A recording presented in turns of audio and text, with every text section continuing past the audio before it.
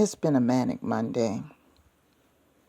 I went to work today, and it was a bit eventful there. And I'm having a bit of downtime before I get on the phone and talk to a client before I go to bed tonight. He calls me 3 nights out of the week and talks for about 30 to 45 minutes. So I have a little bit of downtime before he calls. And wanted to share this with you today because today was a little wacky at work. And I wanted to share this with you guys because you got to be careful when you're dealing with people, because when they're in times of stress, they show you who they really are sometimes. People aren't who they make themselves out to be until they're under pressure. And I guess some of you already know this. So I'm going to tell you a couple of the things that happened at my job. One was kind of out of the ordinary, and the other one was a good thing.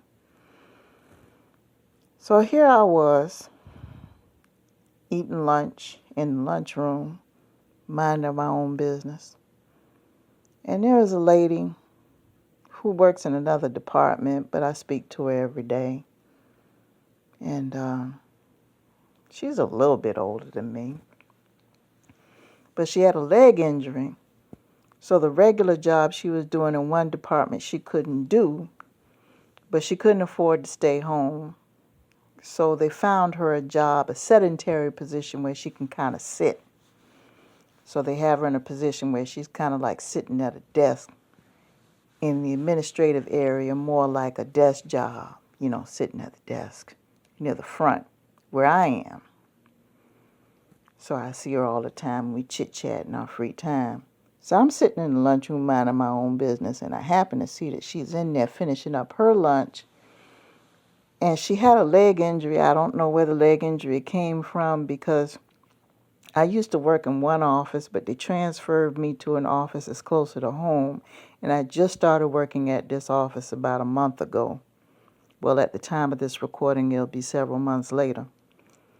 So I'm just becoming familiar with everybody's situation. So I don't know how long she's had this leg injury. She's got to walk with a cane, and her leg stiffens out. Now, she's a good-sized woman. Now, I'm not a skinny girl, but I know this lady has got to be, and I'm saying this lightly, she's got to be at least 250 pounds. And she's about at least 5'9", 5'10". She's a big girl. And she's got to be at least a size 18, 20. She's around 60, I want to say early 60s.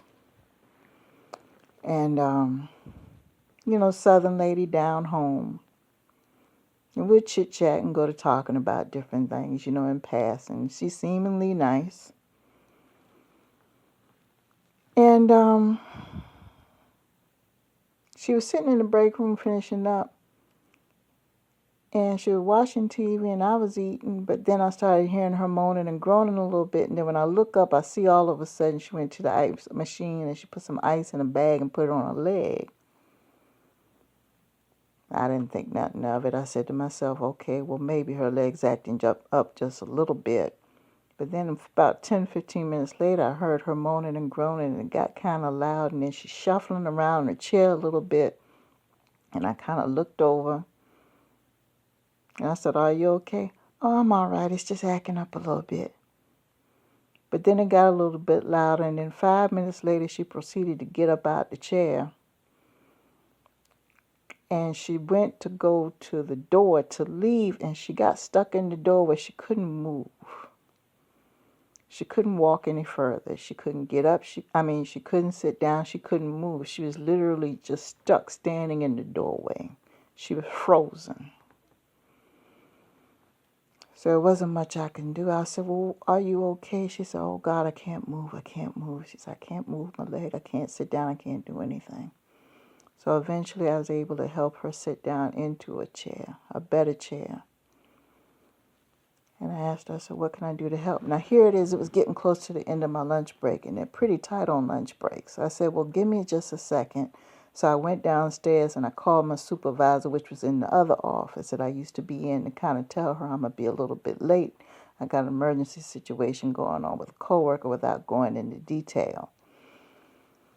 So the lady that I was with, who had been there for a while, she said, well, call her supervisor. Tell her what's going on, which makes sense. This lady's in another department. I don't know what to do. It makes sense. So I do the common sense thing, and I call the supervisor, thinking that's the right thing to do. So the supervisor will probably, I just got there, okay? This lady has had this problem. I don't know what her situation is. I call the supervisor. Supervisor knows a little bit more. That's what you're supposed to do. That's her manager. So I called the supervisor. So I proceed to go back upstairs to attend to her. Supervisor's getting ready to go up there with her. Supervisor's on the way, so I go back upstairs. And I tell her, I said, okay, I'm back. I said, I had to go tell my manager I'm attending to an emergency situation because, I didn't want to tell him the reason why I was late from lunch. I said, but I called you. I said, your supervisor's on the way. Do you know this lady snapped at me? She said, you call her? I said, yes. Well, what you call her for? Oh, Lord, you ain't need to call her. And then she mumbled some junk about, well, I didn't need for you to call her. All I need is for two strong men to get me downstairs to my car. What do you mean two strong men to get you down to your car? Your behind can't even walk. How are you going to get in your car for if you can't even walk? You darn sure can't drive. It's just the evil look she gave me, and she snapped at me, upset because I called her supervisor. People, that told me two things. Number one, she had an issue with her supervisor. There's some bad blood there for some reason. She's got an issue with her supervisor. I don't know what it is. It's none of my damn business. And number two, if someone's trying to help you, first of all, that's protocol. If you employ you on the job and you have an injury of any kind, whether it's your fault or if you're feeling ill or anything like that, if you're on the job and you see a coworker's in distress for any reason, you're supposed to contact their supervisor. You don't have time to figure out whether or not they want you to or anything else. You're supposed to contact their supervisor. Their manager needs to know. The manager needs to know what's going on with that employee, period. And that's what I did. I did what I was supposed to do. And then what blew my mind and really got me up, really got my thing. What really blew my mind was the fact that got upset because I called the supervisor because you have an issue. You actually thought I was just going to sit here and just let you sit here and I wasn't going to say anything to anybody and get myself in trouble? Now, what if something major had happened and something else was going on with that woman and I didn't say anything and something bad happened? That would have been my fault. I was following protocol. I was following the rules.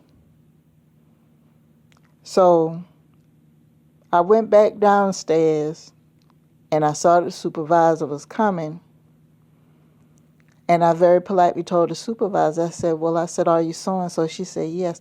I said, well, she told me to tell you that she wanted two strong men and that's what she needed. And the supervisor very politely gave me this look and rolled her eyes to attest to the fact that she apparently had a problem with this person.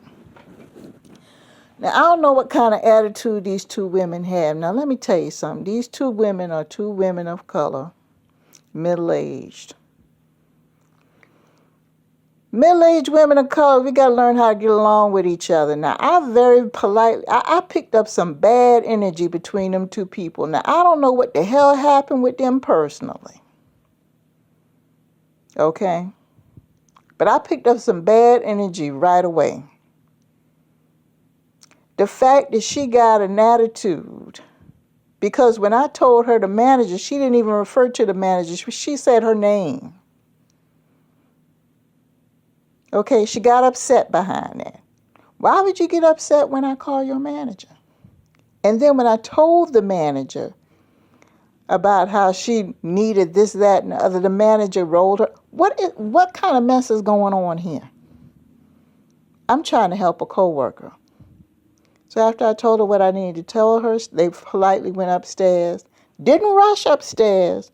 Very politely went upstairs. And I went into the office and I shut the door. I said, you know what? I'm not going back out there. I'm not going to even ask any questions. And I went back to my desk and finished doing what I needed to do. The drama needs to stop. It really does, people. That's some hidden story behind that. Don't care nothing about it. All I was trying to do was help somebody in distress. So come to find out, a little bit later on, they had to wind up calling the EMTs and the ambulance. The people came. They tried to do an assessment with her. Apparently, they still couldn't get her to move, and they wound up having to take her to the hospital. So she wouldn't have wound up she couldn't have left anyway. So having two big, strong guys, it still wouldn't have helped. She still had to wind up going to the hospital. So I wish her well, and I hope everything is okay. But the thing is that I was trying to help somebody. I was trying to help somebody, people. And I understand if you're in pain, you're not feeling well, or whatever the case may be, but let me tell you something. If you're feeling bad when you're in pain, don't you ever, when somebody is trying to help you when you're in pain, don't be ugly with them. Because they don't have to help you. I've lived in places where people were suffering and people will walk right past them and act like they never seen them. And will not care. And will leave them to suffer. It's not some shit you see on TV. And that got my goat a little bit. I went back to my desk and I called my manager and I told her everything that happened. And she said, Deanna, first of all, you did the right thing letting the supervisor know what was going on. I said, well, that was protocol in the employee manual when we got hired. If anything's going on with the employee, let the immediate supervisor know. That's what I did. She said, don't worry about it. You did the right thing. I said, well, I'm not going to worry about it. She said, but apparently there's something hidden going on. I said, well, that's not my problem. That's their problem. I said, I wish her well and everything else. I said, but I know one thing. I said, I'm not going to do anything else for her anymore. Sometimes you got to let it go. But you don't ever do that when somebody tries to help you, because they don't have to. I could have ignored her. I could have sat there, finished my lunch, clocked in on time, and left her right there to suffer. Or pretended like I didn't hear her. But I didn't. I'm not doing this to toot my own horn, but what I'm saying is when somebody offers you any help of any kind, just because you're having a fucked up day, just because you don't have things going your way for whatever reason, or because you don't have issues, doesn't give you the right to snap and be ugly with someone else. Because they don't have to pay attention to you at all. Okay? So with that being said, I'm going to go ahead and let you guys go.